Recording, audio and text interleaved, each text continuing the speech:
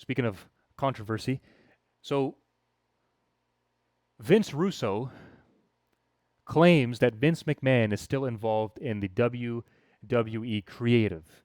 Now, the reason why we bring up Vince McMahon is because there was a whole report based on text messages that suggested that Vince McMahon was still in power pretty much all of 2023 and essentially gave Triple H the reins, I would say, following WrestleMania, because at that point, WrestleMania 40 was kind of,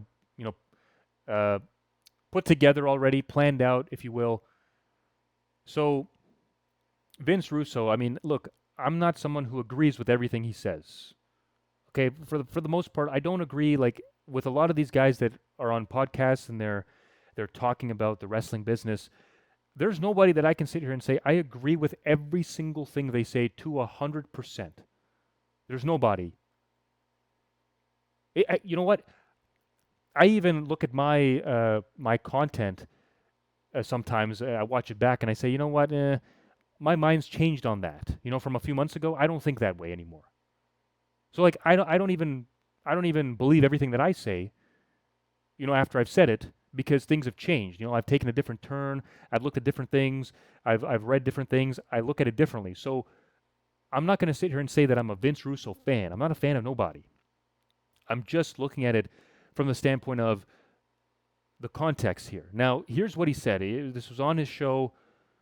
This was discussing his alleged continued influence even after the public fallout.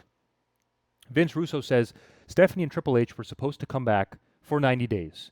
And Vince was going to be welcomed back with open arms. The only thing that changed was Vince came back in 60 days.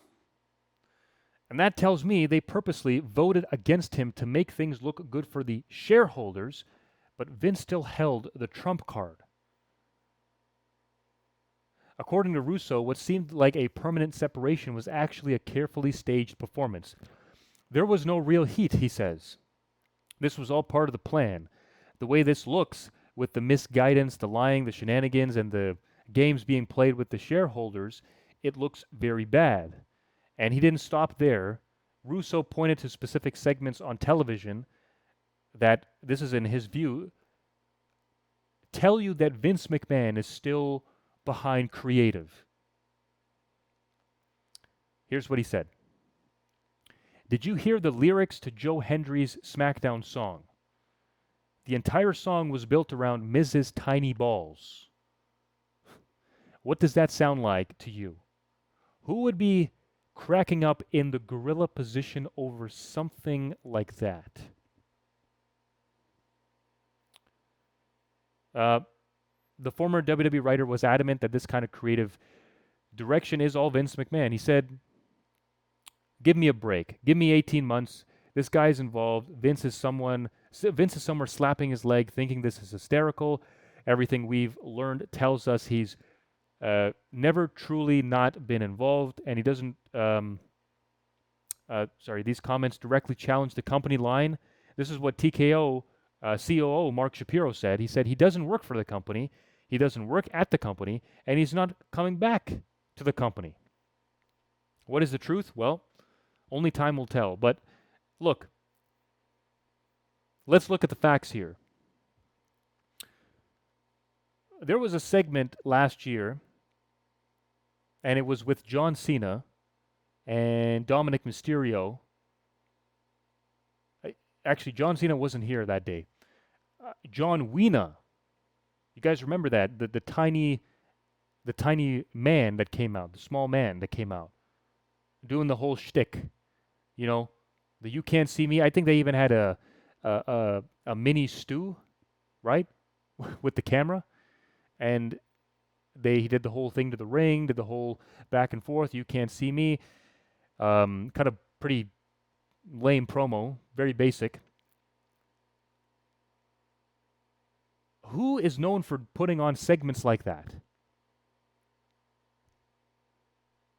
And now we're talking about Mrs. Tiny Balls. And this is something that continues to show up. I mean, R-Truth has spoken about this backstage during the segments, Nick Aldis and all that. Like, these segments are still around. And I've always felt in my mind that, sure, Vince McMahon might not be sitting in gorilla position.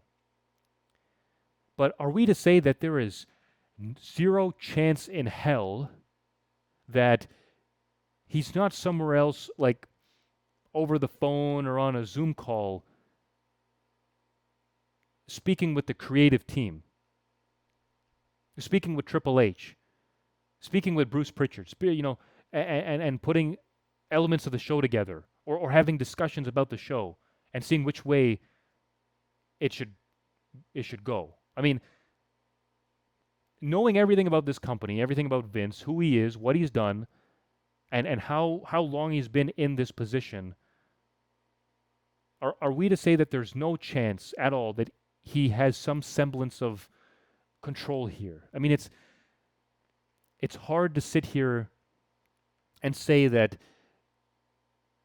he's not communicating with at least someone on the team, because you still see segments like this. So other people will say, well, Triple H is the guy that's approving it, and Triple H is, Vince's son-in-law, and Triple H is taken from Vince, so, this is Triple H booking. Again, looking at it from the inside out, we have no idea.